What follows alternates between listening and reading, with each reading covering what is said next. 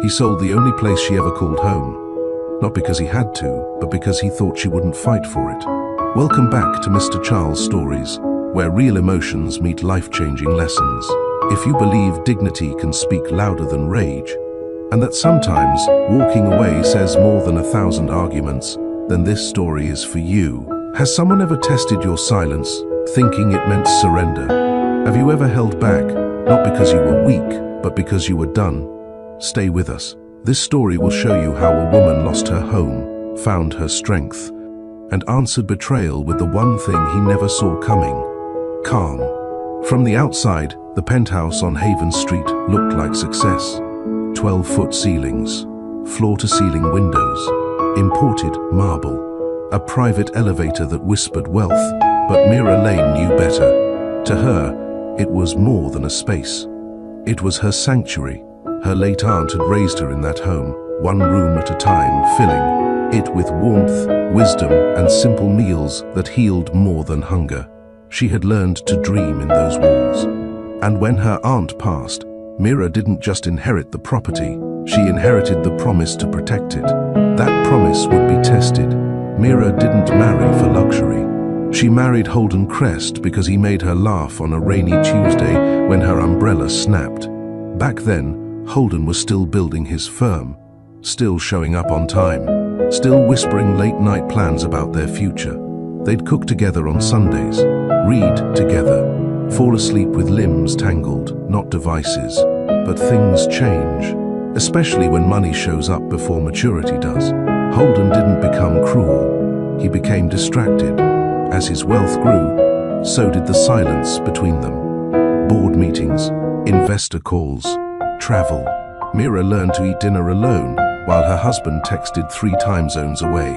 And still, she hoped. Because that's what you do when love starts to fade slowly. You wait until it starts to disappear entirely. The Haven Street penthouse wasn't built by developers. It was built by love. The kitchen where her aunt taught her to slice herbs like a chef. The corner of the living room where Mira placed her aunt's favorite armchair, untouched since the funeral. This wasn't just a marital home, it was legacy. But Holden didn't see history. He saw square footage. "Babe, this place is sitting on value," he once muttered, half focused on a spreadsheet. Mira had smiled, softly, because she'd learned that arguing about emotions with someone who speaks in numbers is like pouring tea into a calculator. It doesn't compute. It started subtly. Holden's tone changed. He was still polite, still generous, but something was missing. The way he used to look at her like she was the only voice in the room, gone. The physical presence remained, but the emotional intimacy faded like an old photograph. Then came Isla Vey. Smart, ambitious, media-trained. The kind of woman who could wear a power suit and still make it look like art. She entered their lives through Holden's firm, public relations expert, consultant, excuse. Mira noticed instantly, not out of jealousy, but awareness. Women like Mira sense the shift. When laughter at dinner starts sounding like loyalty being tested, Holden became more secretive. Late-night texts with the screen turned away. Unexplained meetings. That one evening he came home with lipstick on his cuff and said the makeup artist at the shoot was in a rush. Mira didn't shout. She noted. She began detaching, not out of spite, but self-preservation. She went on her yoga retreats, journaled more, smiled less. She didn't try to win him back. Because when someone places you in a competition you never agreed to join, the real victory is in walking away. Most people expect fire when betrayal strikes. Mira gave him fog. She stopped initiating conversation, stopped trying to reach where he no longer reached back. Instead, she observed, watched the man she married become a stranger she lived with. There was no big fight, no midnight screaming, only the slow suffocation of love under the weight of unspoken truths. Until the day she returned home from a weekend retreat, sun-kissed and scented only, to find strangers walking through her living room with real estate brochures in hand. One of the agents turned and smiled, mistaking her for staff. "You're the decorator? This layout is beautiful. Rare bones." Mira blinked. Behind them, Holden stood by the fireplace, arms crossed like it was a business pitch. "Don't be upset," he said, his voice casual. "It was a good offer. The house, her aunt's house, sold, without warning, without consent. And all Mira said was, 'You sold my home.'" She didn't raise her voice. She didn't need to. Her tone, steady, calm, and laced with something far more powerful than rage, told him everything he should have known before signing that deed. Have you ever had someone betray your peace and expect you to stay silent? Drop A in the comments if you believe dignity is louder than drama. Like, share, and subscribe if this story is already pulling you in. Mira didn't flinch. She looked at Holden the way someone might look at a stranger who used to mean something. Curious, but no longer moved. Then she stepped past the agents and walked straight to the kitchen. Not in a rush, not in panic. She reached for the kettle, filled it halfway, and clicked it on. Holden followed her. "Mira, don't turn this into something." She opened a cupboard, pulled out the same teacup her aunt used every morning. The click of the cupboard door closing echoed louder than his voice. "I own the trust that holds the deed," he said. It made sense. He was still talking like this was a market play, like she wasn't the woman who slept beside him for 6 years. Like her memories were just numbers in a portfolio.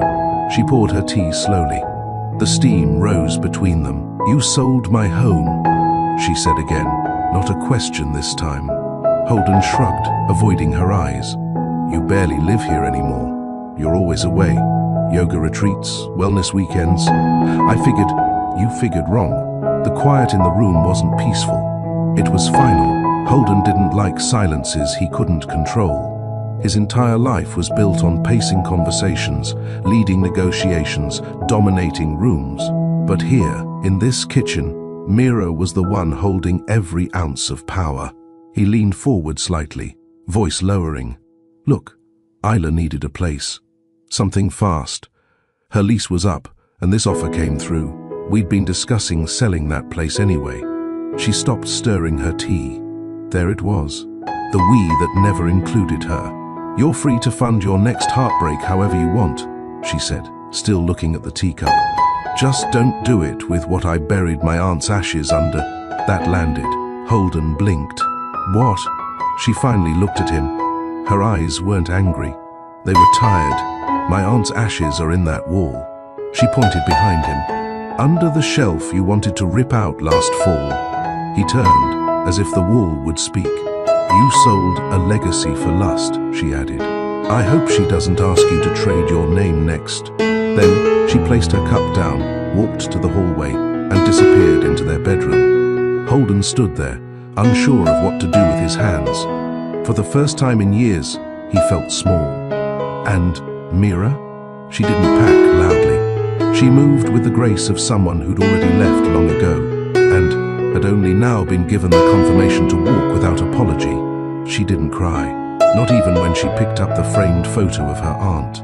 Not when she took the velvet bag from the drawer, the one that held the remaining ashes.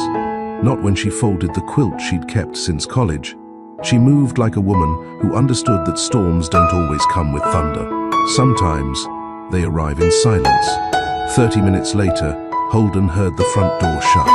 No slamming, no dramatics. She was gone. That was the day he lost more than property. He lost the only woman who had ever seen him when he wasn't performing. Mira didn't move into a hotel. She moved into herself. She texted one person, "Read Avalon." He replied in under 3 minutes, "Come over." No questions. They hadn't spoken in months, but Reed didn't need a full download. He never had. They'd grown up in the same small town, shared lunch trays, laughed through community college nights. He knew Mira before anyone dressed her in designer labels or placed her on Forbes lists beside her husband's name. His loft downtown was nothing like Haven Street. It was small, exposed brick, wood floors that creaked, a narrow balcony with potted plants and chipped railings. It was perfect. Mira walked in and kicked her shoes off. No hesitation. Reed handed her a mug of warm cider and didn't ask a single question. He just nodded at the couch and said, You still like fleece blankets, or are you a silk robe person now? She laughed for the first time in days. Still fleece? Good. I can still afford those. They sat in silence, the kind that didn't require explanations. Mira didn't need someone to fix her. She just needed to be somewhere she wasn't expected to pretend. The next morning, she woke up to sunlight streaming through linen curtains.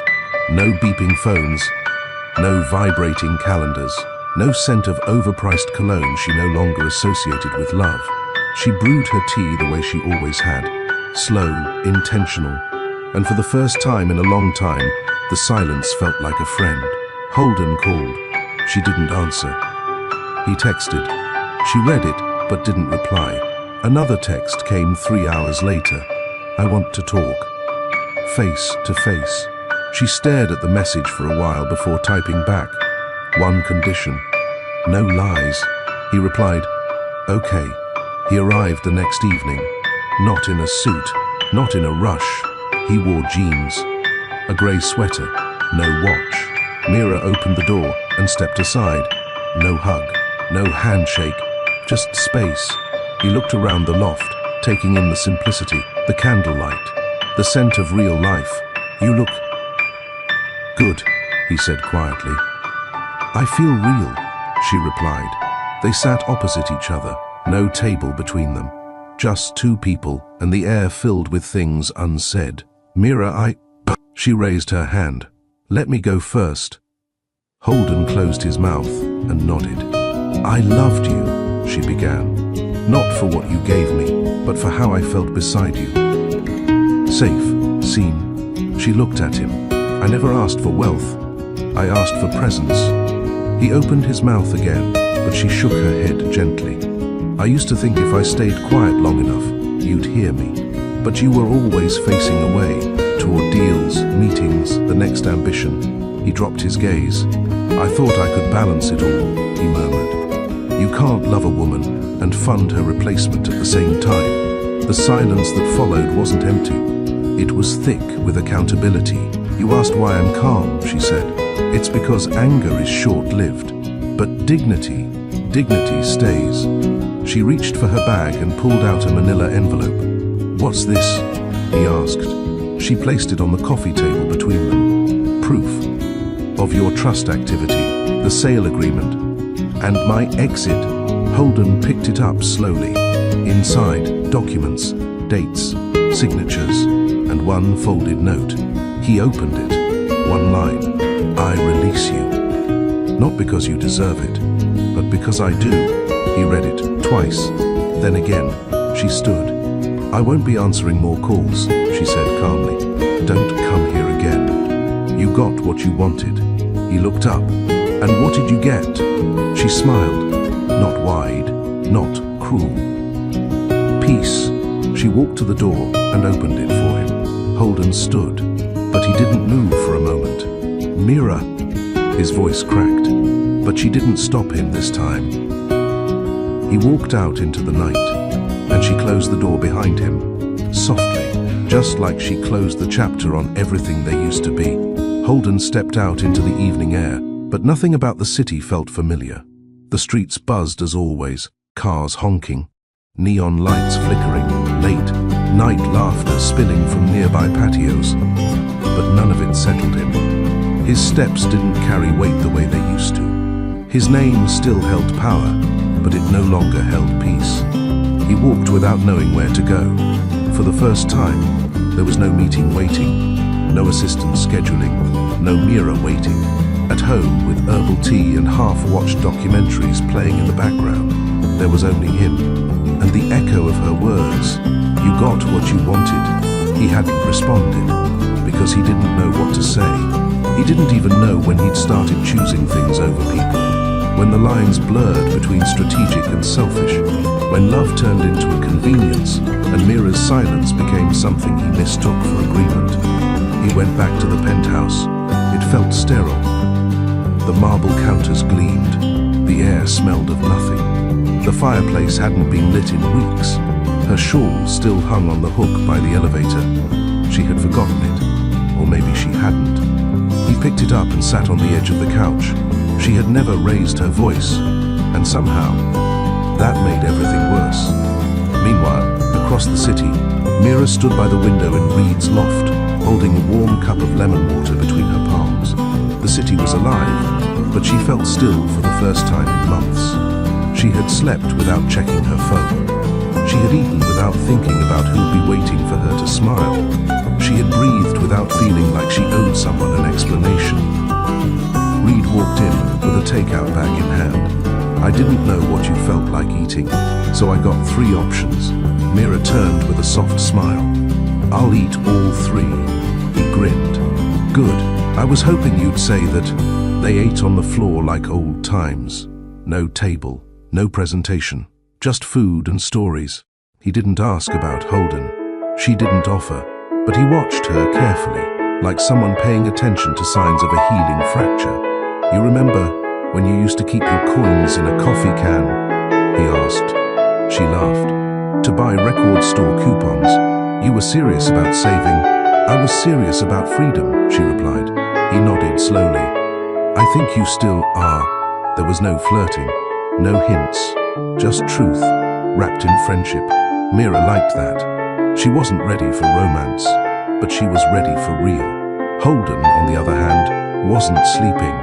He tried, but every time he closed his eyes, he saw her walk away again. Not with fire, with grace. He remembered how he used to watch her sleep during their first year together, how she'd curl to one side, her hand tucked under her cheek, always calm, like she trusted the world not to collapse overnight. He remembered how she'd narrate her dreams half asleep. Then came the memory he couldn't unsee, the way she stared at him after the house was sold, not with hate, with disappointment. Holden had faced lawsuits, hostile investors, boardroom power plays, but nothing had ever made him feel smaller than that look. The next morning, he sat at the kitchen island, staring at the manila envelope she'd handed him. He reread the line again. I release you, not because you deserve it, but because I do. It didn't even sting like an insult. It burned like clarity. He looked around. No mirror, no laughter, no music, just echo. He reached for his phone, scrolled to her number, hovered over the call button, then stopped. What would he say? Come back. He'd already sold her reason to stay. He turned his phone over and walked into the closet. Her side was mostly empty now. A few hangers, an old scarf, a note in the drawer. He opened it, her handwriting. Letting go doesn't mean I stopped loving you. It means I started loving me. Holden sat on the floor and stayed there until the sun reached the carpet. Across the city, Mira took a walk with Reed. They passed bookstores, coffee shops, street artists. She smiled at a little girl in a yellow jacket holding her mother's hand. Reed noticed. You okay? I'm not broken, she said. I'm becoming. He didn't say anything, just reached out and took the lid off her cup so the steam could rise faster. And in that moment, Mira realized something. Home wasn't the penthouse. Home wasn't even tied to a building. It was peace.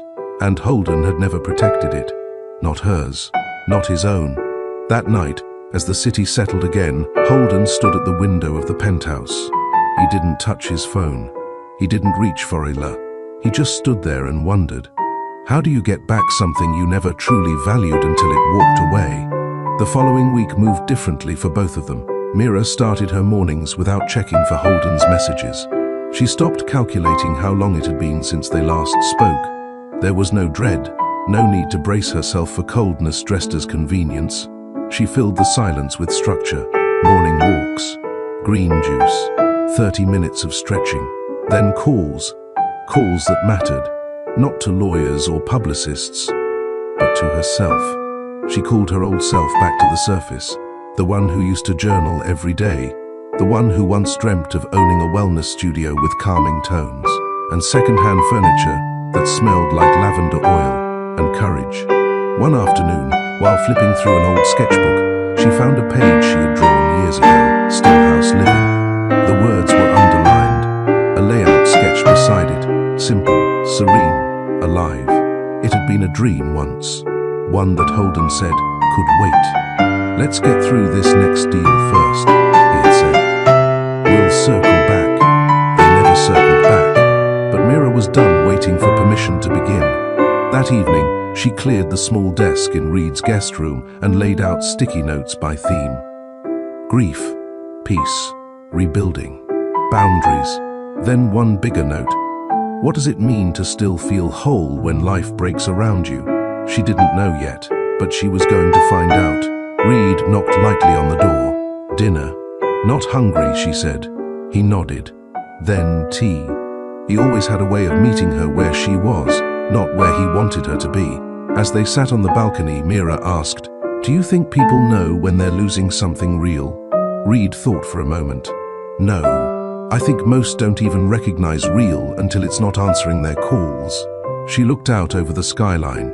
"I used to think love was loud. Like, if it wasn't dramatic, it wasn't real. And now I think love is what stays quiet with you when the world's on fire." Back at Haven Street, Holden sat in his home office but hadn't opened his laptop in 2 days. He had meetings scheduled, emails unread. Isla had texted 3 times about her media shoot. He didn't respond. Instead, he stared at the envelope Mira had handed him. He took it out again, not for the documents, but for the note. "I release you, not because you deserve it, but because I do." He held it between his fingers like it was fragile. Because it was. Because she had been.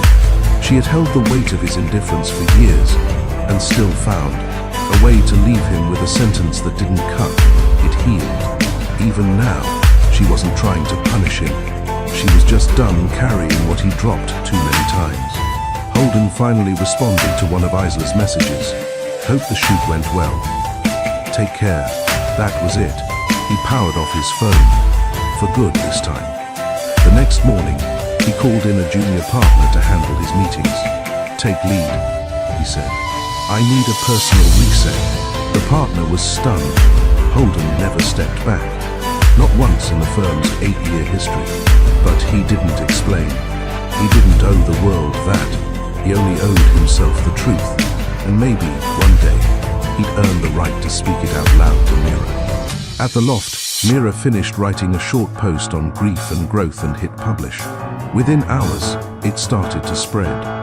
Reed glanced at her from across the couch. "What did you say this time?" "Something honest." He smiled. "Dangerous.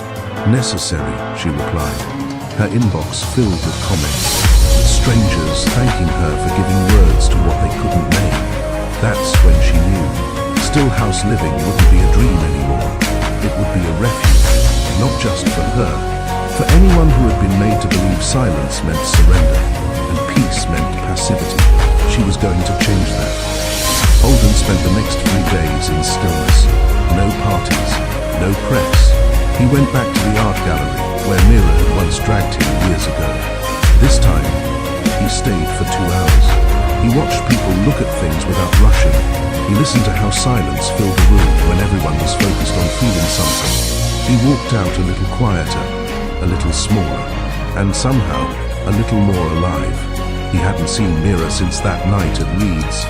He didn't expect to, but when he walked past a bookstore one evening, her name caught his eye. Mira Lane speaks at Stillhouse, healing through simplicity. His heart paused, then picked up speed. He stepped closer to the flyer. It wasn't flashy, just her words, her mission, a quiet gathering scheduled for Sunday morning. He took a photo of it and stood there longer than he needed to, not to plan, not to intrude, but to feel, to finally feel the weight of what he let go and what she had chosen to become without him. Sunday came with grey skies and quiet streets, the kind of morning that made people stay in bed longer, light candles, or walk slowly with umbrellas that barely opened all the way. Still, the room at Stillhouse Living filled up, not with influencers or investors, with people. People who had buried mothers, lost marriages, let go of careers, or outgrown versions of themselves they once thought they'd die as. Mira stood at the front. She wore no makeup, a soft beige sweater. Her curls were pinned back loosely, and her voice was steady. She didn't speak like someone who needed to impress. She spoke like someone who had learned to survive by listening to her own breath. "I'm not here as an expert," she began. "I'm here as someone who had to learn what peace sounds like after years of mistaking noise for connection." The room went quiet in that way people only do when their own hearts are nodding. She paused. "I lived in a beautiful penthouse," she said, "but it didn't feel like home for a long time. Because home isn't about square footage. It's about what your soul recognizes as safe." Someone in the back exhaled audibly. "And sometimes," Mira continued, "the hardest thing isn't leaving a place. It's leaving the version of you who stayed." Holden sat in the last row, cap pulled low, back hunched slightly, silent. He hadn't planned to come. He told himself he'd just walk by, that he'd look through the glass, but something made him open the door, stand in the back, then finally take the last seat near the wall. When he first saw her on that stage, he felt two things at once: pride and regret. Pride that she had risen, regret that he wasn't the reason. Mira didn't see him. Not yet. She spoke for another 20 minutes, about silence, about boundaries, about not needing closure to begin healing. Then came the last part. "The day someone I loved sold the only home I ever truly belonged to, I didn't scream. I didn't beg." She looked down for a second, then back up. I replied calmly, "Because calm doesn't mean weakness. It means I've accepted your exit isn't worth my collapse." The room fell into stillness. Then soft claps. Then louder. But Holden didn't clap. He just stared. Because that sentence was what shattered him more than her silence. After the event, Mira stepped outside for air. Reed was nearby, helping fold chairs and chat with guests. He glanced at her and gave a nod. A quiet, unspoken, "I'm here if you need." She nodded back. Then she saw him, Holden, across the street, hands in his pockets, cap still low, but she knew that frame, that stillness. Their eyes met. He didn't move, neither did she. It wasn't a moment for words. It was a moment for acknowledgement. She didn't wave, didn't smile. She just held his gaze, and then turned and walked back inside. Because some wounds aren't reopened, they're respected. Holden stayed across the street a while longer. He watched her re-enter the room, watched her become part of something he had never understood how to build. Then he turned and walked away, not to chase, to process. He had come for a glimpse, but left with a truth. She hadn't just moved on, she had evolved, and the version of him who once stood beside her had no place in the life she now protected, with soft walls and clear eyes. Back inside, Mira sat with a woman who had lost her sister the year before. They didn't talk about grief as an enemy. They talked about how to breathe again when nothing makes sense. Later, Mira would light a candle in the corner and journal. He came. I saw him, but I didn't need him to speak. That was the lesson. Healing is when your past can witness your present, and you don't need to shrink. Holden didn't return to the penthouse that night. He walked, not to clear his head. His head had been clear since she left. He walked because movement felt like penance. Because for once, sitting in his luxury apartment with views of the skyline felt like cheating on something sacred. He passed familiar landmarks, restaurants where he and Mira used to eat before he got too busy, stores where he bought her expensive things to replace the time he never gave. And now, none of it meant anything. He stopped at a late-night cafe, ordered tea for the first time in years. The barista raised an eyebrow. "Not coffee?" He gave a faint smile. Trying something different. He sat by the window, wrapped his hands around the cup, and stared into the dark liquid, like it could explain why he was only just now becoming the man he promised to be. Across town, Mira folded soft towels at Stillhouse. The last guest had left 2 hours ago, but she stayed behind, straightening books, rearranging plants, wiping down the tables, not because the place needed it, because she wanted to be present. Because after years of feeling like a guest in her own life, she now owned this moment. Reed entered quietly, holding 2 to-go containers. You'll forget to eat again." She smiled and sat with him on the floor. They opened the containers, sat cross-legged and ate in silence. "Was that him?" Reed asked gently. She nodded once. "Across the street." He didn't press. "He looked different," she added after a while. "Not broken. Just smaller." Reed leaned against the wall. "Sometimes it takes losing something good to figure out what matters." She looked at him. "Did I ever matter to him?" He looked back. "Mira, you made him visible. He just never learned how to keep the light on." She sat with that for a moment. "I used to want him to say sorry," she whispered. "And now, I want him to mean it. Even if I never hear it." Reed nodded slowly. They finished eating and sat in comfortable silence. Holden, meanwhile, returned to the penthouse just past midnight. He didn't turn on the lights. He walked into the living room and sat on the floor. He pulled out the envelope again. This time, he took out the documents.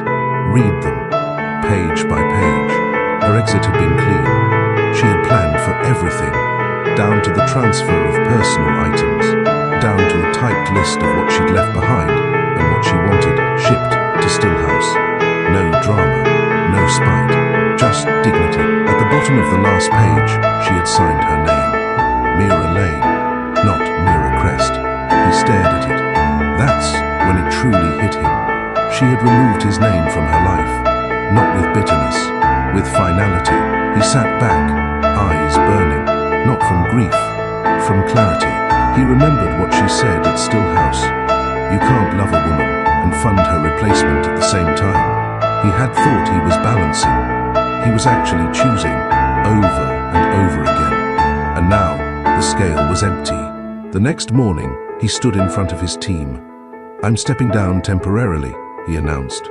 No scandal, no drama, just overdue rest. There were whispers, questions. He didn't explain. He didn't need to. That afternoon, he packed a single bag, left the penthouse, and booked a short-term rental near the quieter side of town. No assistance, no press. He walked through the small apartment. No view, no grand finishes, but the silence felt cleaner. He opened a notebook and began to write. Not emails, not strategies. A letter to Mira. He didn't plan to send it, but he needed to say things out loud, even if only to himself. "I see now what you meant. Every silence you gave me was not passive. It was protection. You didn't leave because you stopped loving me. You left because I stopped showing you I did. I sold your home, but I see now. You were never for sale." He closed the book and let the stillness teach him what presence really meant. Mira woke up before the sun. She stretched quietly, slipping out of bed so as not to wake Reed in the guest room. The loft still smelled faintly of sage from the night before, mixed with the crisp chill of early morning. Today marked 2 weeks since she left the penthouse. 2 weeks since she walked away without needing anyone to understand her silence. She stood in the kitchen, her fingers wrapped around a steaming mug, eyes fixed on the skyline outside the window. Somewhere beyond the tall buildings was the life she used to have. Lavish dinners, silent elevators, monogrammed towels, cold kisses, polished floors. She didn't miss it. What she missed was the version of herself she used to be before she learned how to stay quiet for the sake of peace. Before she mistook shrinking for compromise. Now, everything inside her was starting to expand again. Stillhouse living was no longer an idea. It had a real sign, real walls, real people walking through its doors. Some days were slow, others were full, but every moment was hers. By 8 a.m., she was already at the studio. She opened the blinds, let the sunlight warm the wood floors, and lit a candle near the window. Then she started writing on the board. Today's question: what are you still holding that no longer serves your peace? A woman named Carla was the first to arrive. She was always early, lost her mother last year, and hadn't spent a night alone since. She helped Mira set up mats and fold blankets. Then came Jerome, whose silence had become a language of its own, and Alina, a young mother who whispered more than she spoke. Stillhouse wasn't a place to fix people. It was a place for people to stop pretending they weren't hurting. The group sat in a circle. Mira didn't speak at first. She just looked around, her presence calm, grounded. Then she said, "Let's try stillness today." No instructions, no promises, just stillness. They closed their eyes. The room breathed. Across town, Holden was on his third journal. His handwriting had gotten smaller, his sentences shorter, more honest. He hadn't tried to see Mira again. Not because he didn't want to, but because he knew wanting wasn't enough. He had spent years wanting her, while giving her so little of himself. He reread one of his early entries. "I thought buying her gifts meant I was paying attention. I thought upgrading our furniture meant I was improving us. I never realized she would have traded all of it just to have me put my phone down during dinner." That one hurt, because it was true. Later that day, he drove past the old penthouse building. Someone else was living there now. He didn't slow down. Instead, he took a long walk in a neighborhood filled with small cafes and bookstores. No one recognized him here. No tailored suits. No Isla. He stopped outside a bookstore window and stared at a display that read, "Stillness isn't weakness, it's wisdom." He didn't know who wrote it, but it felt like Mira had. Back at Stillhouse, Mira sat in the empty studio, writing down questions guests had submitted anonymously. One read, "How do I forgive someone who keeps apologizing but never changes?" Another, "Does healing mean I never get angry again?" She smiled faintly at that one. Then she heard the door creak. "Closed for the day," she called out gently. "It's just me." Reed walked in, holding 2 paper bags. "You didn't eat again." "I was going to." He raised a brow. "I was about to," she said, laughing. They sat by the front window, unpacked sandwiches and herbal tea. Reed studied her as she chewed thoughtfully. "You're lighter." She blinked. "What?"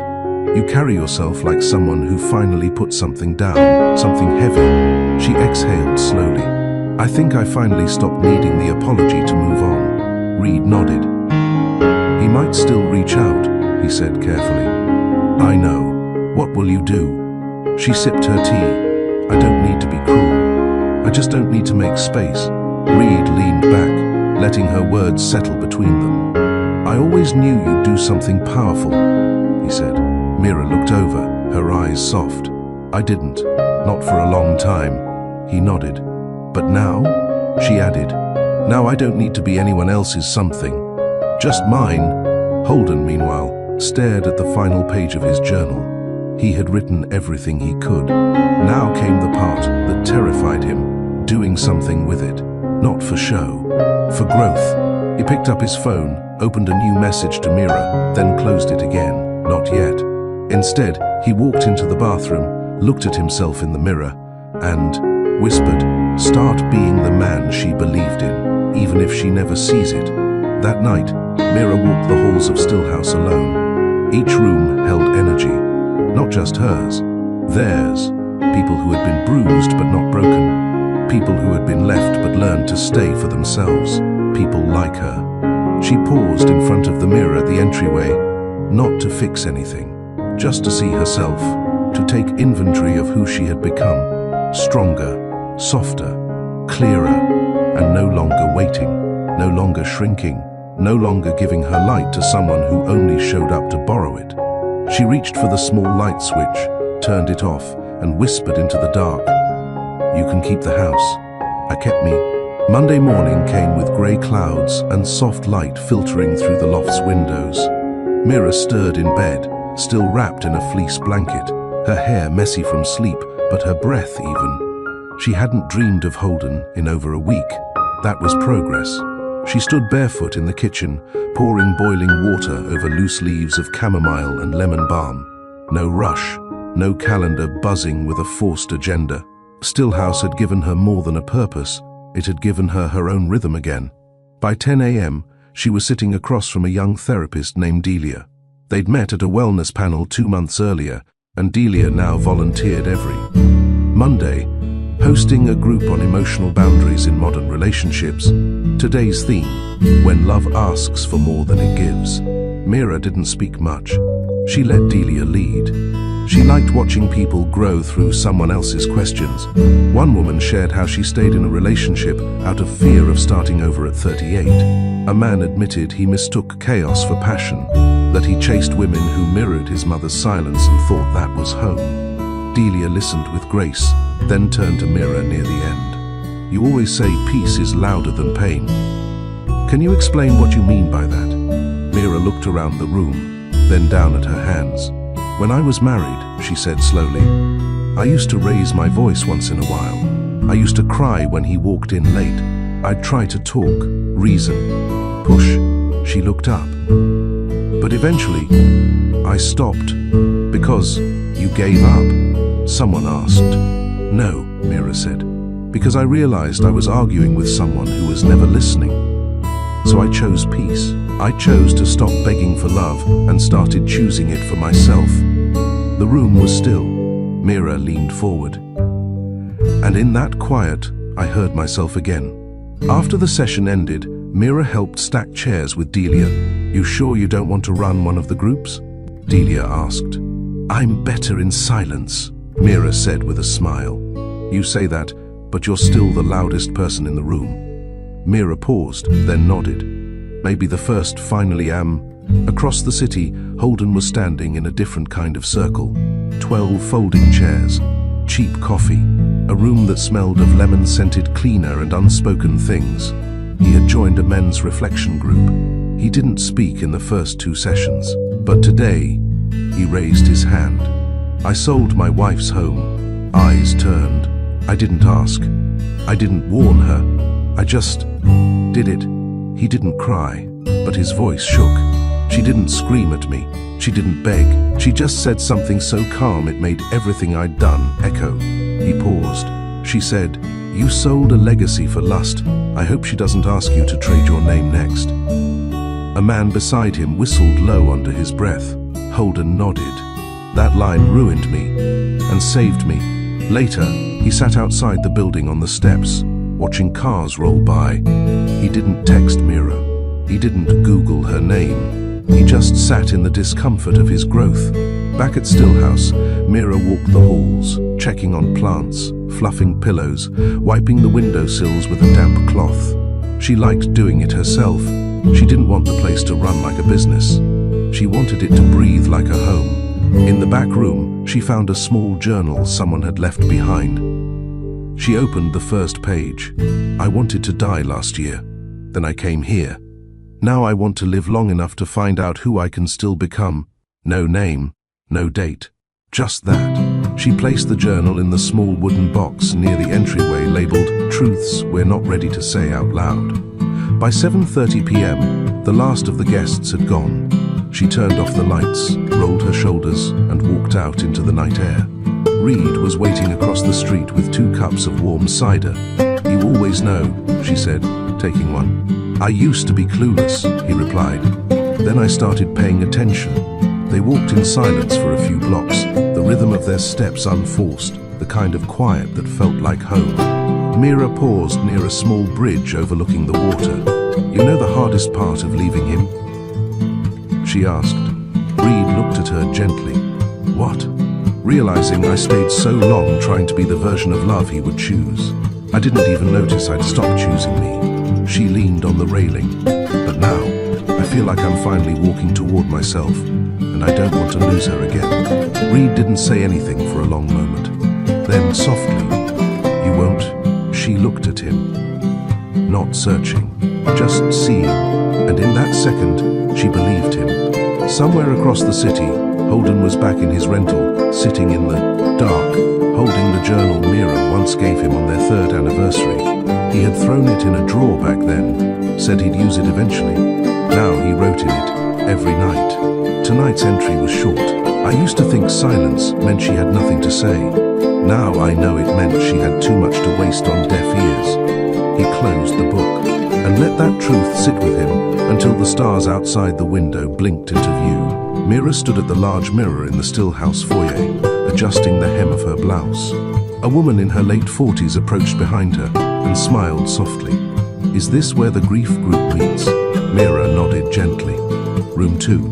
Down the hall, left side." The woman lingered a second. "You're Mira, right? The one who started all this?" "I am. I read the article about you. About what he did." Mira's smile didn't shift.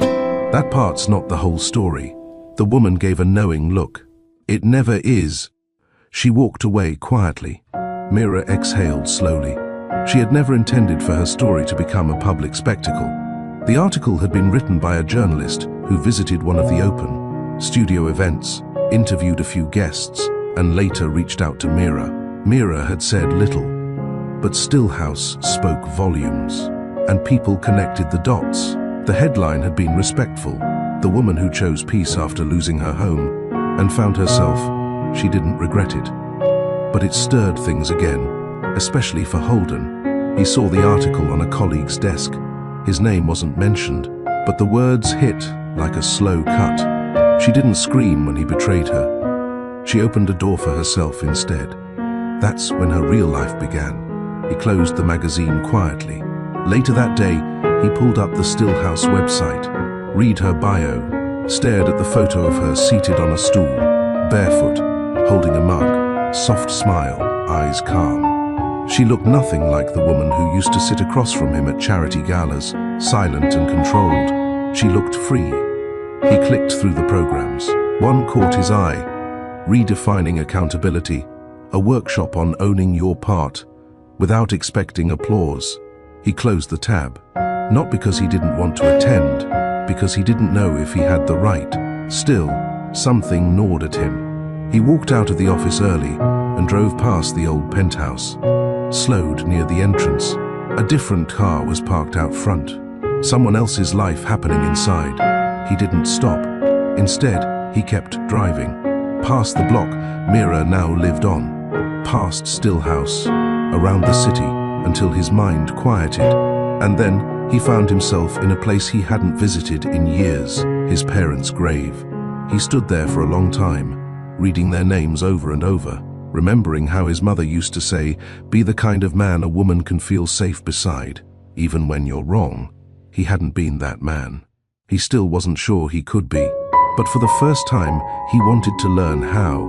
Meanwhile, Mira stood in the kitchen at Stillhouse, wiping down mugs after the evening session. Reed leaned on the counter, holding an almond croissant he had brought her from a nearby bakery. "Why are you still here this late?" he asked. "Because the silence is honest." He nodded. She poured tea into her mug, then looked over at him. He saw the article. Reed didn't ask how she knew. "I could feel it," she said. "Something about today felt unfinished. Do you think he'll reach out?" Mira paused. "If he does, it won't be to get me back. It'll be to say what he should have said before I packed my bags. And would you listen?" She turned her mug slowly in her hands. "I don't know. Maybe. But I won't let him rewrite the story." Reed folded his arms. "He might not be trying to, I know. But I have to say it out loud to remind myself." She looked at him. "I'm not bitter. I just finally see the difference between closure and self-respect." Reed smiled softly. "Good, because you've come too far to hand over the pen again." That night, Mira wrote in her journal, "Some men say sorry because they miss the warmth. Others say it because they finally understand the cold they created. Either way, my peace isn't a door I leave unlocked anymore." Holden, meanwhile, sat on the floor of his apartment, staring at the photo he'd once kept on his office desk. Mira in Santorini, wind in her hair, sun on her skin, laughing at something he couldn't remember. He turned it over, blank. He didn't know what he expected to see. A message? A date? Instead, he saw his reflection in the glass. Older, tired, accountable. He opened his journal and wrote something he hadn't dared to before. "I didn't lose her when she walked out. I lost her every time she looked at me and I looked away." Then he picked up his phone, opened a new message, typed, "Mira, I don't need a reply. I just want you to know." I read the article, and for the first time in my life, I'm proud of something I didn't build. You, he hesitated, then hit send. Mira's phone buzzed in the quiet of the loft. She saw the name. Read the message. She didn't smile. She didn't cry. She placed the phone face down. then poured herself a glass of water and walked to the balcony. Outside, the wind moved gently through the trees. Inside, her heart stayed still. The next morning, Mira didn't rush to check her phone. She kept to her rhythm, stretched, brewed her tea, opened the windows to let the city breeze in. She wore a loose cotton dress and tied her curls back as she watered the succulents near her kitchen window. The air was cool, quiet. Her phone buzzed again, but she ignored it. Peace came first now. When she finally picked up her phone, there were 2 messages. One from Holden, the one she'd already read the night before. The second from Delia, "Your quote in the article is everywhere. People are writing to the center, asking for you to host a live series. Want to talk?" Mira didn't respond right away. She placed the phone down and sat in silence. She had made peace with what happened, but attention still made her nervous. Stillhouse was never supposed to be a brand. It was supposed to be a quiet answer to years of feeling unseen. Now people were showing up not just to heal, but to hear her. That part still felt unfamiliar. By midday, she walked to Stillhouse with a stack of new journals. Passing street corners she now greeted like old friends. One vendor waved and offered her a coffee on the house. "I read about you," he said. "Your story felt like mine." She thanked him quietly and kept walking. Inside the center, Reed was already organizing the front room for the evening class. He looked up when she walked in. "You saw the messages?" She nodded. "And his?" Reed paused. "Do you want to talk about it?" "I'm not sure there's anything left to say." He walked over. "You know you're allowed to feel conflicted, right?" She placed the journals on the counter. "I know, but I don't feel conflicted. I feel clear." That message wasn't an invitation, it was a release. She looked at him, voice steady. "And I accept it. I don't hate him. I don't even need more from him. I just needed him to see the difference between who I was and who I've become. And now I move forward." Holden sat on the patio of a small cafe near the park, reading her message over and over again. It wasn't a message, really, just a status update. Seen. She hadn't blocked him. She hadn't replied either. He didn't expect her to. Still, that single word made something inside him shift. For years, he'd always been the one people responded to. Meetings, interviews, contracts. He was used to being acknowledged. He lived in a world where silence felt like rejection. But this time, her silence felt like resolution.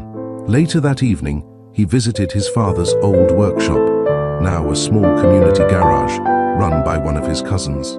The tools were still lined up the way his dad had taught them to arrange them. Order meant respect. Holden stood there, hands in his pockets, breathing in the scent of oil and sawdust and memory. "She would have loved this place," he whispered. He sat in the corner and started sketching ideas. Nothing fancy, just concepts for a community. Workspace that offered therapy and trade skills to men struggling with identity and failure. He titled the page, "Legacy Without Control." Mira finished her evening session and sat alone in the meditation room. Lights dimmed, the scent of bergamot and cedar in the air. She closed her eyes and listened to her own breath. She thought of all the ways she once begged for love, not with words, but by staying too long, by being quiet to avoid conflict, by convincing herself that expensive gifts were apologies and that neglect wasn't deliberate. But now she didn't perform peace. She lived it. The phone buzzed once more. A message from Delia. "The local podcast wants to feature you. It's small but focused. Grief, healing, rebuilding. Safe space. Let me know." Mira smiled. She typed a simple reply. "Yes, let's do it."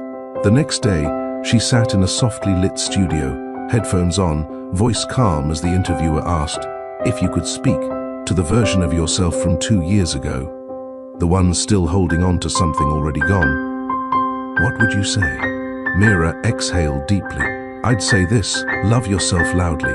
Don't shrink to be digestible.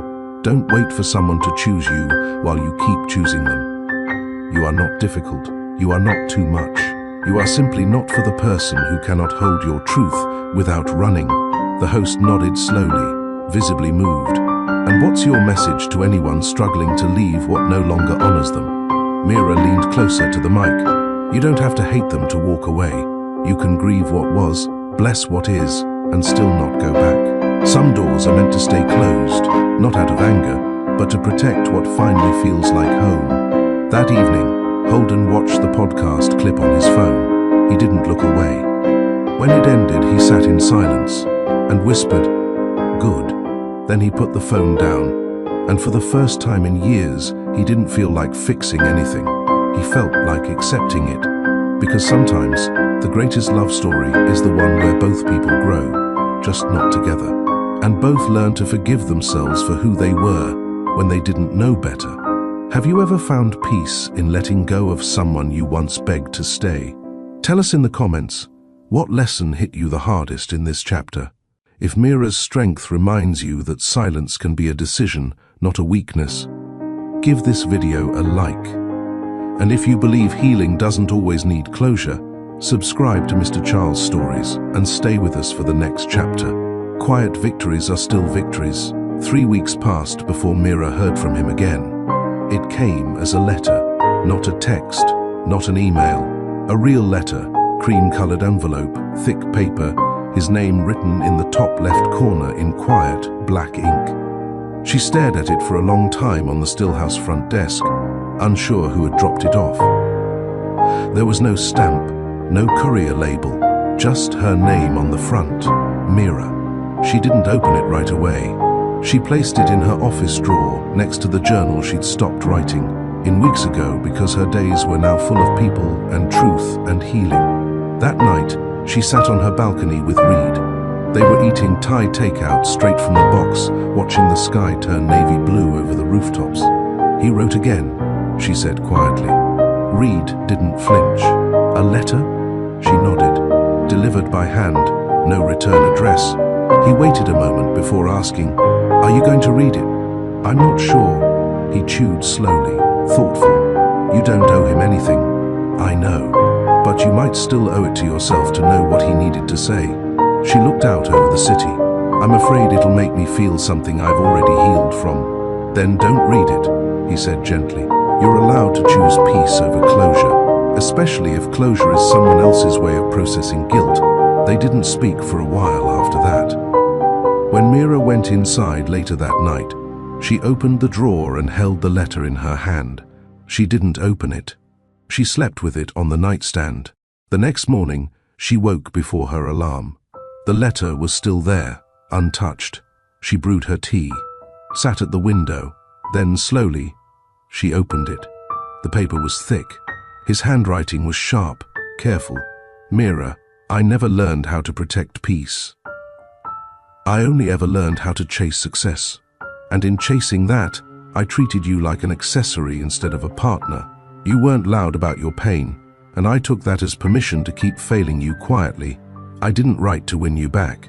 I wrote to say thank you for walking away, for teaching me what silence really means, for building something sacred out of what I broke. Stillhouse is yours. But its light touched me too, and that will never fade. I'm not asking for a reply, just this: if you ever wonder if you made the right decision, know you did. You chose yourself, and I finally understand the courage that takes. Holden." Mira folded the letter back slowly. Her hands didn't tremble. Her breath stayed even. She didn't cry. Instead, she felt something simpler, cleaner. She felt release. Later that afternoon, she stood in front of the small group at Stillhouse. The session was focused on emotional permission, allowing yourself to move on without approval. Mira didn't bring up the letter, but she spoke from it. "Sometimes," she said, "the person who hurt you finally understands what they lost. That's not your cue to reopen the door. That's your confirmation that you made the right exit." The room was quiet. She added, "Closure is real, but it's not always shared. Sometimes, it's you standing still while the storm passes and realizing you're no longer drenched." That evening, she walked into the meditation room and lit a candle for everything she had released. Not because he apologized, but because she no longer needed anything from him to feel whole. At his apartment, Holden stood on the balcony with his own cup of tea. He didn't expect a response.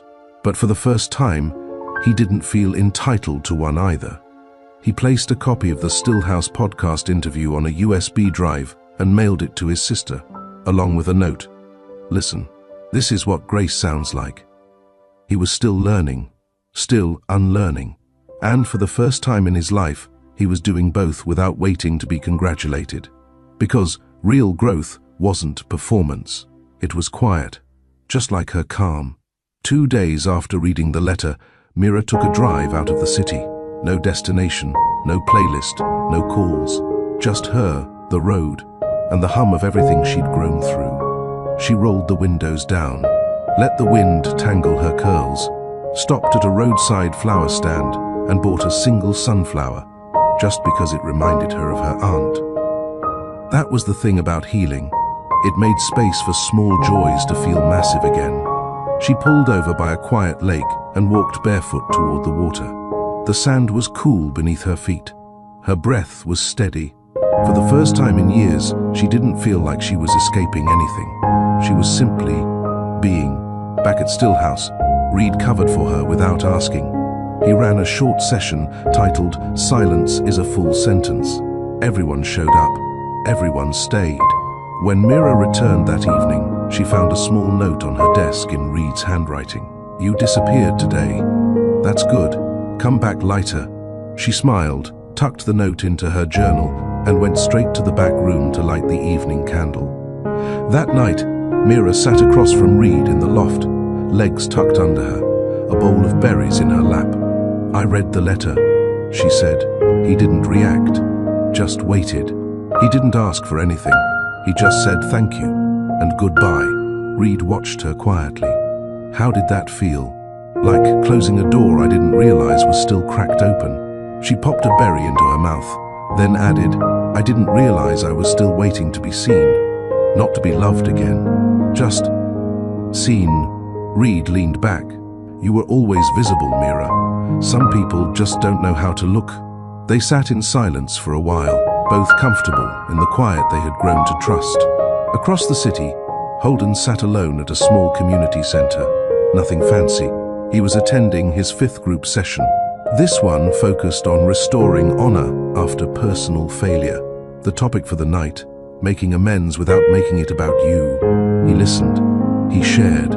Briefly, but mostly, he wrote, filling page after page in his notebook, not with apologies, with observations, regrets, a growing list of ways he had centered himself in stories that weren't his to narrate anymore.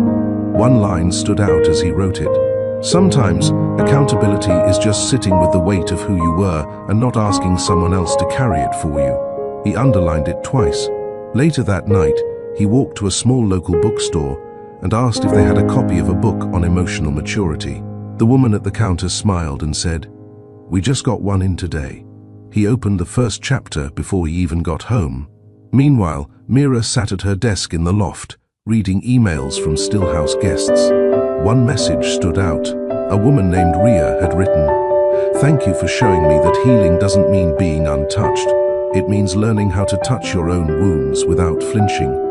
You taught me that." Even if we've never met, Mira placed a hand on her heart. Not out of pain, out of recognition. Sometimes, the words she shared with strangers were the same ones she once needed to hear alone in the dark. She replied simply, "You've already met me. Every time you choose peace, we meet again." At midnight, Mira stood by her window, the city lights stretching far into the distance. She whispered, "Thank you," to the version of herself that had walked away, not because it was easy, but because it was necessary. She didn't light a candle this time. She didn't need to. The peace was already lit inside her. The first rain of the season arrived without warning. It fell softly across the city, washing the windows of Mira's loft in streaks of silver. Inside, everything felt still. Warm lights, folded blankets, shelves lined with books and handwritten notes from Stillhouse guests. She stood barefoot in the kitchen, watching droplets race each other down the glass, her hands wrapped around a warm cup. The air smelled like ginger and cinnamon. Her phone buzzed once, but she didn't move to check it. She had learned not to let the world rush her anymore. Later that morning, she arrived early at Stillhouse. The rain had chased most people indoors, but 3 regulars were already waiting at the door when she opened it. They didn't speak right away. They never needed to. Mira offered soft smiles, towels for their wet coats, and tea that tasted like home. The workshop theme that day was handwritten on the board. What would you say if you knew they couldn't interrupt? People sat with it, some with their arms folded, others with eyes closed. Everyone had something they wished they'd been able to say, but not all conversations needed witnesses. Some only needed release. Mira sat in silence for most of it, observing, listening. Then a woman named Tasha, quiet and steady, raised her hand. "I'd tell him," she said, "that I spent years being loyal to the idea of him, while he was loyal to nothing at all." No one interrupted. No one pitied her. They just let her speak. "I thought if I loved him harder, he'd change softer. But all I did was disappear inside his silence." Mira looked at her gently and replied, "You don't owe anyone your vanishing." That moment stayed in the room, hanging like a soft truth over every head. Later, after the session, Mira sat alone in her office. She pulled out the letter from Holden again, not because she needed to reread it, but because she wanted to check her own heart. It didn't race. It didn't ache. It was calm. She smiled faintly and tucked the letter into the back of her journal. It wasn't the kind you frame or reread forever. It was the kind that stays to remind you how far you've come. Across the city, Holden was helping carry crates into a new community space downtown. It wasn't his project. He had no title, no leadership role. He was just a volunteer, just a man learning how to be useful without being central. He wore a hoodie, jeans, and no watch. He hadn't worn a suit in weeks. As he helped arrange chairs in a circle, someone offered him the floor to share his story. He declined, not out of shame, out of respect. This wasn't his moment, it was someone else's, and he was finally okay with that. Back at Stillhouse, Mira hosted a smaller evening group, fewer people, softer energy. At the end, she asked a simple question. "When was the last time you truly forgave yourself?" One woman cried. One man left the room quietly. Another person whispered, "I don't think I have yet." Mira nodded slowly. "Start with the part of you that stayed too long, then work your way forward." After the session, she found Reed in the back, organizing supplies. "You know what I realized today?" she asked. He looked up. "I stopped hoping he'd change, and then I started changing. Not because of him, but because I was tired of making a life out of holding my breath." Reed walked over and handed her a folded piece of paper. Then, "Maybe this belongs to you." She unfolded it.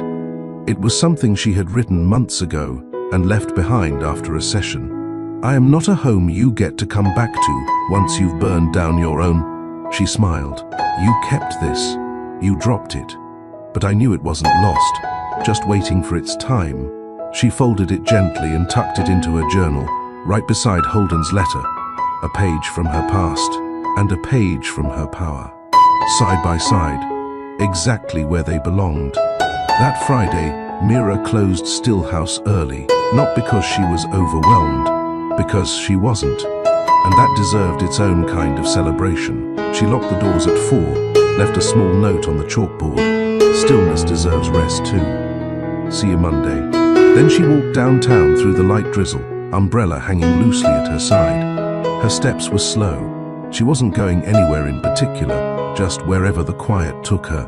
She ended up at an old bookstore she hadn't visited in years. The bell chimed softly as she stepped inside, greeted by the comforting scent of paper and dust and time. The man behind the counter didn't look up.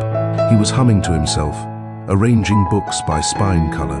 Mira walked the aisles slowly, letting her fingers trail the shelves, stopping. When her hand paused on a worn copy of Letters to a Young Poet, she flipped through the pages.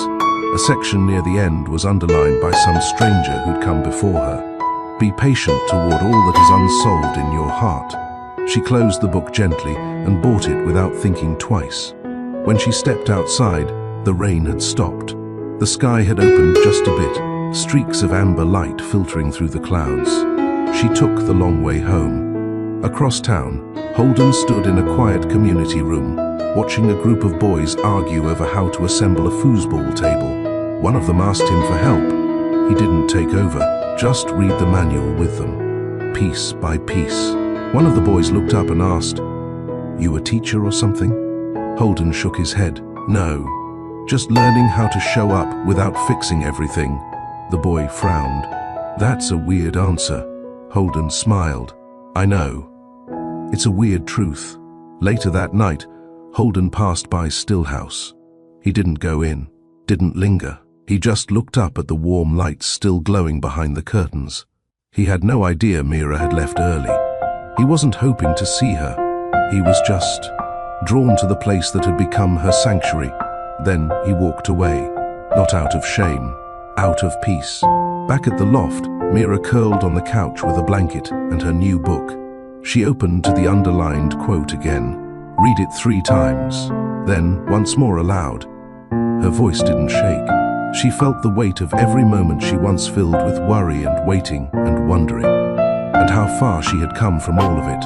She closed the book and looked at the city lights outside her window. Then, without planning it, she picked up her journal and began to write. Things I no longer apologize for, asking for space, saying no without explaining, outgrowing love that stayed small, protecting my peace without permission, wanting more than survival, leaving the table when I wasn't fed, trusting my calm, not responding. To a letter with another letter, she paused, then wrote the last line slower, knowing that love shouldn't make you beg for breath. She underlined it once, closed the journal, turned off the lights, and went to bed with no weight on her chest. Somewhere across the city, Holden did the same. And for the first time in years, neither of them dreamed of each other. They dreamed of themselves, whole, present, at peace. Mira stood before the mirror in Stillhouse's private room, pinning a small wireless mic to her collar. The podcast team was already setting up in the main lounge, rearranging chairs and checking sound levels. Reed had brought in fresh lavender from the garden he tended behind his apartment.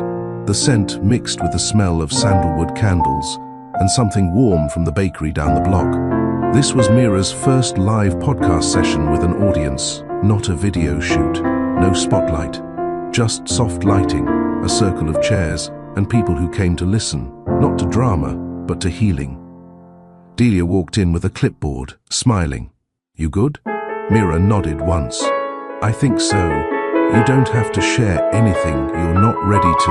"I know, but I'm ready." Delia leaned in. "And Mira?" "Yes? Don't forget, you're not telling your story to get closure. You already gave that to yourself." Mira smiled. "Exactly." By 6 p.m., the chairs were full. People had driven in from 3 different states. The podcast was small, but its reach had grown steadily, mostly through word of mouth.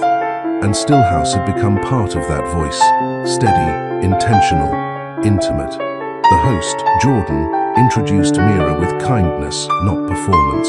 He let the room breathe. Mira didn't start with pain. She started with stillness. "I didn't come here to unpack what was done to me," she said, her voice calm. "I came here to explain what I did with it."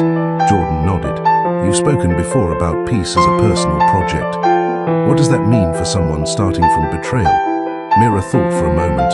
"Betrayal breaks trust," she said, "but healing breaks cycles." She looked around the room. "When I walked away from my marriage, I wasn't running from someone. I was walking toward the version of me who stopped settling for half-formed love." A few heads nodded. A woman near the back wiped her eyes. Jordan leaned in. "Did you ever think you'd forgive him?" "I did forgive him," Mira said, "not because he asked, but because I didn't want to carry the weight of his lessons on my back forever." "And did he ever apologize?" "He did, quietly, with no request for re-entry. That's what made it honest." The audience listened intently. There were no phones out, no distractions. What would you say to someone afraid to leave because they don't know who they'll be without that relationship? Jordan asked. Mira's eyes softened. "I'd say, you were someone before they arrived. You'll be someone again. And this time you'll know your value isn't dependent on how well you shrink. to keep someone else comfortable. The room exhaled. Reed stood in the back, arms crossed, watching her not as a man with feelings, but as a friend proud of the woman who had come out of the fire without asking for applause. Jordan opened the floor to questions. A man named Darius spoke up. "I'm still in it. The marriage, the silence, the confusion. How do you know when you've reached your limit?" Mira looked at him with gentleness and strength. "When the silence becomes your personality," she said. "When peace starts to feel like pretending. That's your body telling you to go." Darius nodded. "And if you still love them, then love them from a safe distance. Love doesn't always mean staying." She said it with so much calm, it didn't sting. It simply landed. After the session ended, Mira sat quietly by the window while guests filtered out. A few stopped to thank her. Others left notes in the truth box. Reed brought her water and a quiet smile. "You know what I realized?" Mira asked softly. "What?" "I thought healing meant one day I'd stop thinking about him altogether.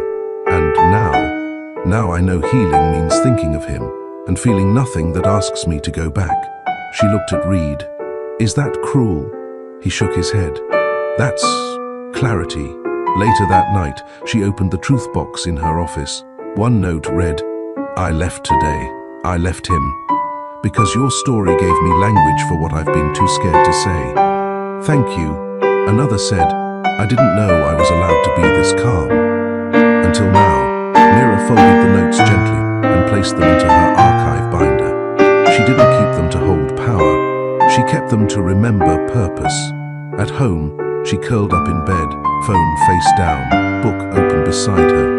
She didn't reach for anything, didn't check if Holden had seen the podcast, didn't wonder what he thought, because her story didn't live in his reaction anymore. It lived in her, quiet, firm, and free. Mira woke to soft sun filtering through linen curtains and the sound of a light breeze brushing the edge of the balcony. Her mind felt clear, her body rested. She didn't rush into the day. She let it come to her, like she'd learned to let everything come. After a quiet morning, she walked to Stillhouse, hands tucked into the pockets of her coat, sunglasses on, the world gently unfolding in front of her. She unlocked the doors herself. No assistant, no event crew. That was her choice. Stillhouse wasn't a brand. It was a boundary that became a sanctuary. Inside, there was a note waiting on her desk, left behind from the night before. She opened it slowly. "I came here to understand how to leave. Now I know how to stay with myself. Thank you." No name. Just truth. She placed it in the box where she kept all her reminders, the ones. That said, Stillhouse was bigger than her pain, wider than her past. At noon, Delia stopped by. They sat across from each other with matcha lattes, laughing about the chaos of their first panel event and how Mira almost forgot to wear a mic that day. "You've come a long way," Delia said, watching her closely. "I had to," Mira replied. "No," Delia said, "you didn't have to. You chose to. There's a difference." Mira smiled. "I think that's the first time someone said that." Delia reached into her bag and handed her a small notebook. "I want you to start writing your book. These stories, your voice. People need them." Mira ran her fingers over the cover. It was blank, beige, smooth. "I'm not sure where to start." "Start with the moment you knew you were never going back." Mira nodded slowly. She knew exactly when that moment was. The weekend she didn't cry. The day she read Holden's letter and didn't feel tempted to write back. The evening she told Reed, "I don't need to be applauded for surviving." That's where it would begin.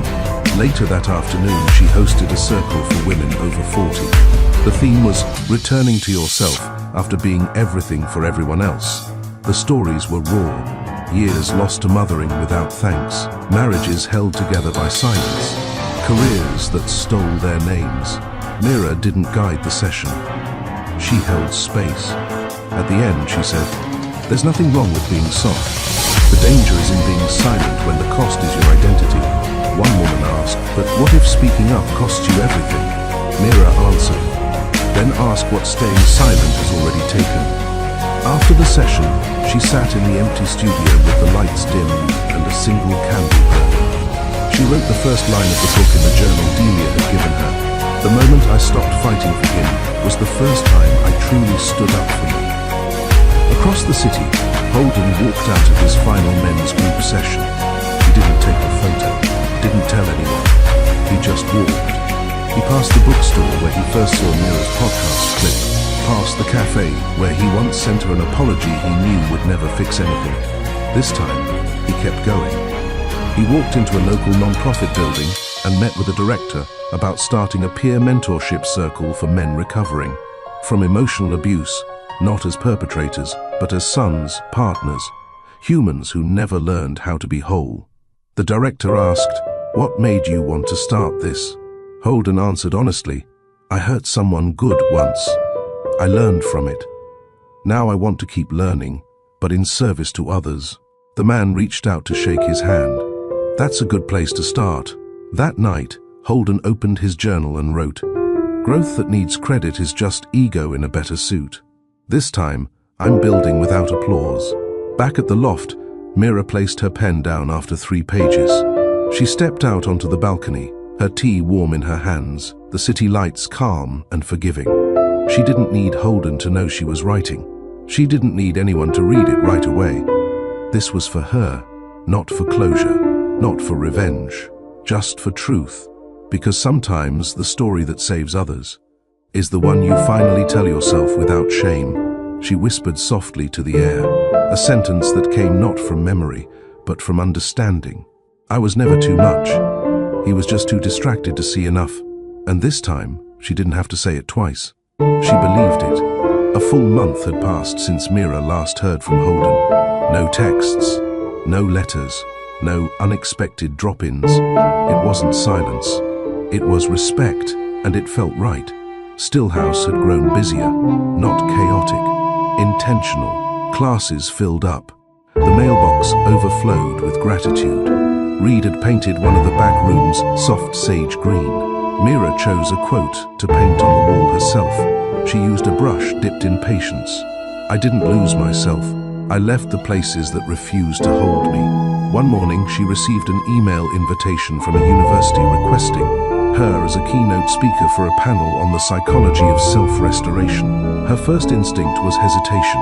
Who was she to speak at a university? Then she remembered the truth. She wasn't speaking as an expert. She was speaking as a woman who lived it. She replied, "Yes, I'd be honored." Later that evening, she sat with Reed on the back steps of the center, both sipping on chilled hibiscus tea. "They want me to speak at a university." He didn't look surprised. "About time." She laughed. "That's your reaction. You've done more emotional work than half the therapists I know." Mira tilted her head. "You know therapists. I know you." She smiled at that. Then silence stretched between them, but not the kind that needed filling. It was steady, familiar, safe. Inside, Mira sorted through the truth box, reading submissions people had left behind in the last week. One read, "I apologized to my daughter today for making her think staying silent was maturity. I told her the bravest women I've seen are the ones who speak, even when their voice trembles. Thank you, Mira. You helped me do that." Another said, "He didn't hit me, but he made me disappear in small ways every day. Stillhouse helped me remember my shape." Mira folded the notes with care and placed them into the binder marked Lives Reclaimed. She didn't cry, not because she wasn't moved, but because she finally knew how to hold emotion without drowning in it. Across the city, Holden was stacking chairs after a local mentorship event. No cameras, no hashtags, just work. He'd spent the past few weeks building what he called the Quiet Circle, a peer-led space for men trying to relearn presence. Not performance, not correction, presence. He opened every meeting with one rule. Nothing you say here earns you forgiveness. It earns you awareness. One night, a young man asked, "How do you know when you're changing?" Holden paused. When the apology stops needing a reply to feel real, he didn't need Mira to respond anymore. Her silence was no longer a wound. It was a wall he respected. Later, He sat with one of the program coordinators over a cup of black tea.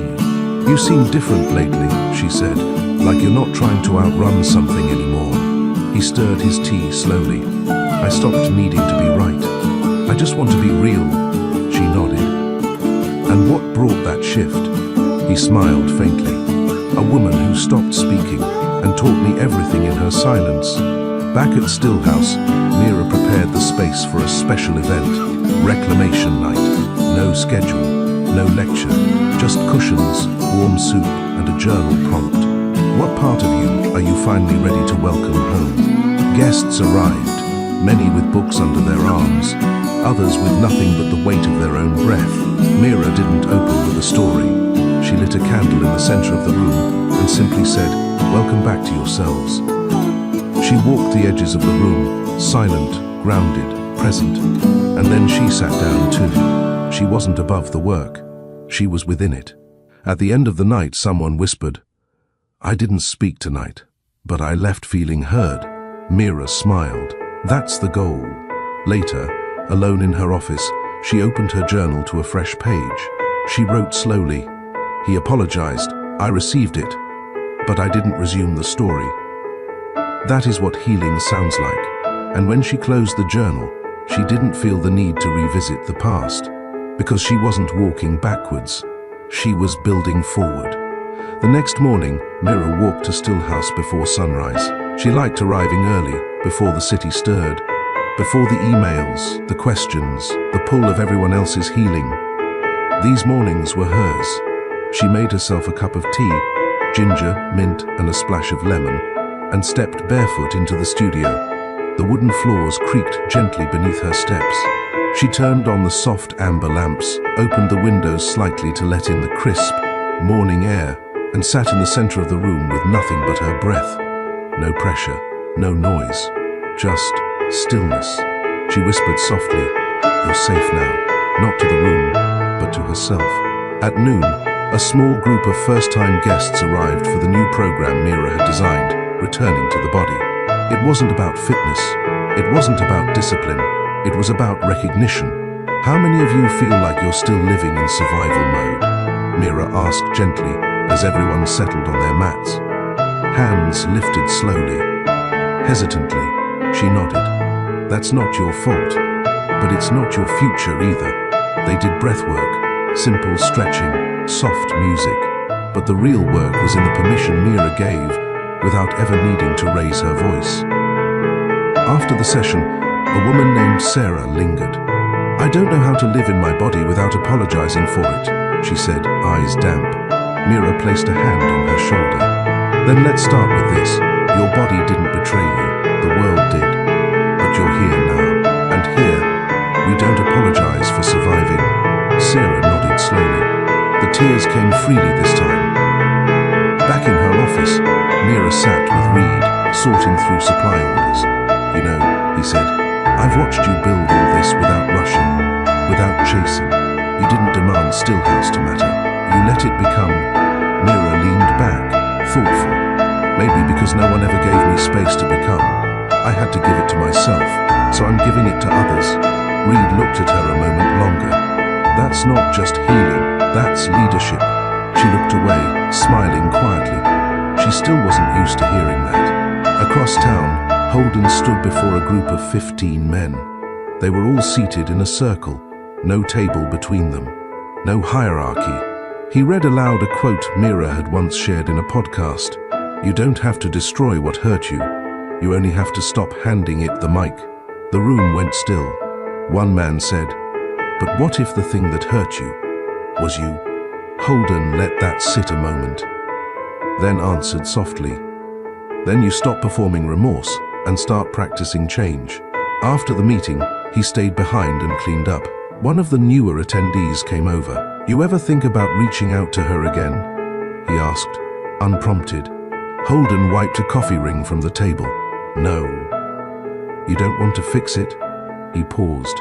"I did. But now I realize trying to fix it is just another way to center myself. She's already whole. My job isn't to ask for another chance. My job is to become someone who never needed one in the first place." The young man nodded slowly. That's real. Holden didn't say anything else. He didn't need to. Back at the loft, Mira sat on her balcony with a pen in hand and the journal Delia had given her weeks ago. She wrote, "I don't regret loving him. I regret loving him while abandoning myself." But that regret turned into direction, and direction led me here. She closed the book and looked up at the darkening sky. There was no more longing, no more ache, just awareness and peace. She turned off her phone. No calls, no notifications. Then she whispered aloud, "I forgive myself for everything I tolerated, for everything I stayed quiet about, for every version of me that didn't know how to leave sooner." She lit a candle and watched it flicker, not to mourn, to honor, not what ended, but what began when she finally chose herself. Sunday morning arrived with soft light and quiet streets. Mira walked through her loft in a cotton robe, hair loose, phone off. She moved slowly, intentional with every breath, every sip of tea, every thought.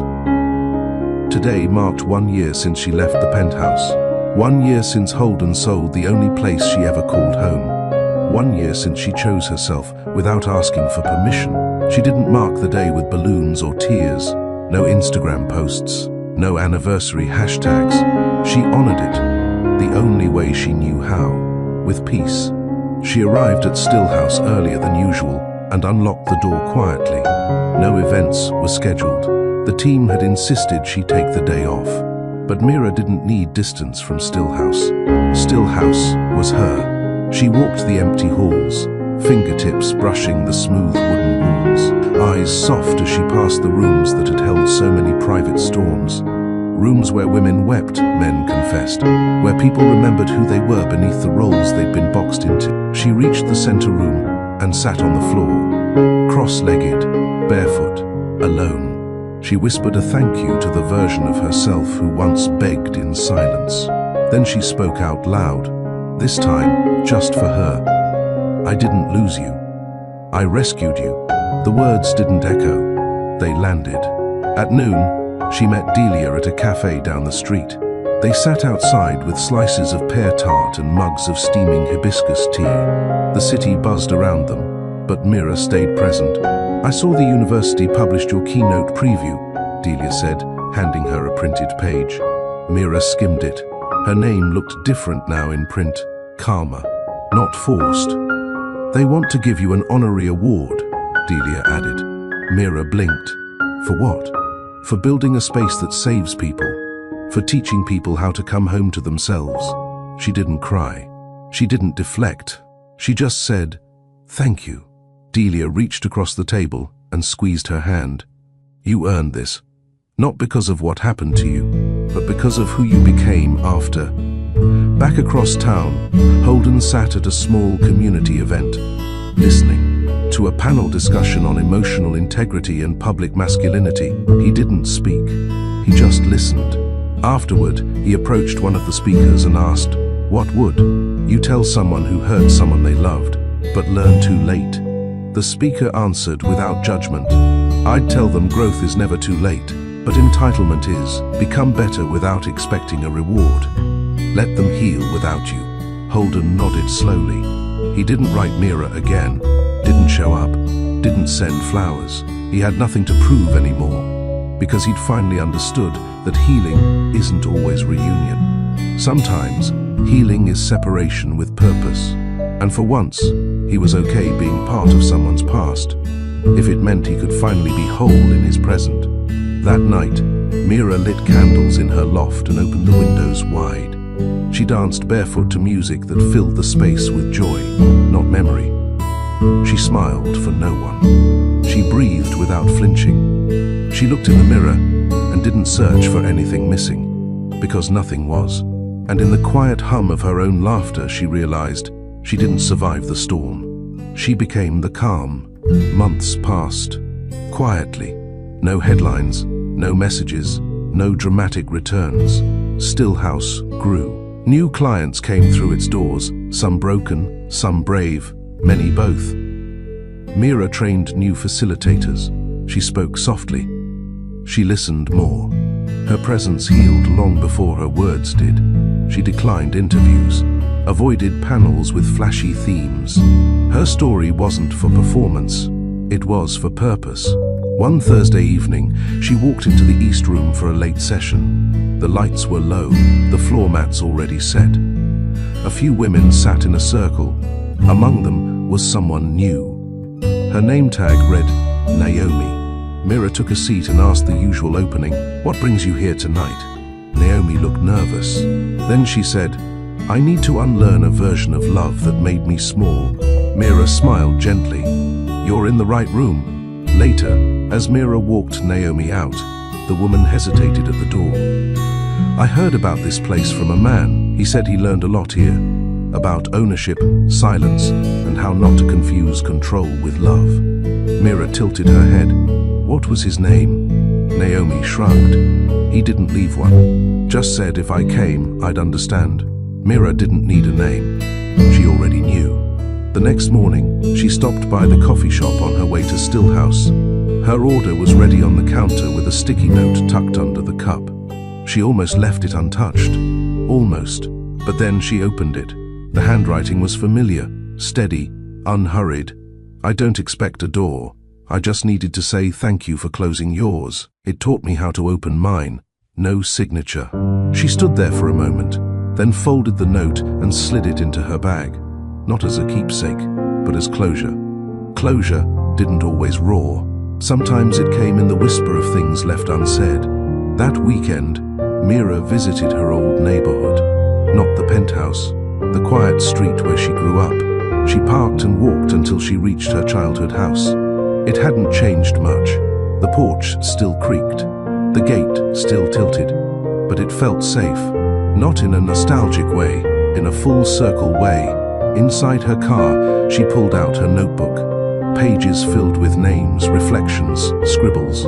One line stood out, written during her first week alone. "If love ever finds me again, I want it to recognize me as I am, not as I was shaped to be." She smiled, not because love had found her, but because she had, and that was enough. Back at Stillhouse the next day, she found a young girl crying in the waiting area. Her mother was running late. Mira sat beside her, offered a warm cookie from the front desk basket, and asked, "Want to wait together?" The girl nodded, tear-stained cheeks softening. "Are you the owner?" she asked. Mira nodded. "You look kind." Mira laughed softly. "I try." The girl reached out and held her hand. "You make people feel like home." And in that moment, Mira realized the truth that had carried her all along. Healing isn't about erasing the pain. It's about creating a life where pain no longer leads. It walks behind you, silent, honored, and never in control again. Let this be your reminder. You owe no one your silence. You deserve a life that feels like your own. And healing? It's not a destination. It's a decision. What line stayed with you most? Share it in the comments. If this story touched you, tell someone who needs it.